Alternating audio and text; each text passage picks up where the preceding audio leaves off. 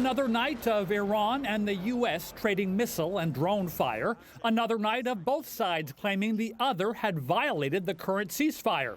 But by all accounts, it appears there is some sort of negotiated settlement now on the table to end the war.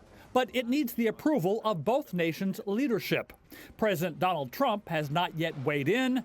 Vice President JD Vance did. I think we're making progress. We're getting to a point where we could potentially sit down and settle these issues, but that requires us to make a little bit more progress. I can't guarantee that we're going to get there, but right now I feel pretty good about it.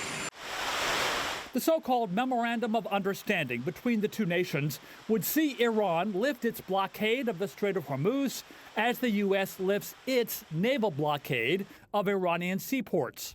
And in the following 60 days, negotiations would begin on Iran's commitment to ending its nuclear weapons ambitions and how to extract Iran's near weapons-grade enriched uranium buried deep underground.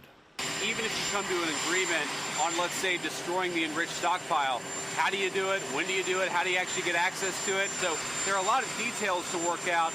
The Treasury Secretary, Scott Bessent, was asked Thursday about a surprising remark President Trump made the day before that he would blow up Oman, a longtime U.S. ally, if it entered into some kind of agreement with Iran to control the Strait of Hormuz. I had a call with the Omani ambassador this morning, and he assured me that there were no plans for tolling the strait. As he said, our countries have had 200 years of good relations. He wants to have another 200 more. But Bessent was non-committal about another issue, whether the U.S. might offer sanctions relief for Iran as part of this proposed deal.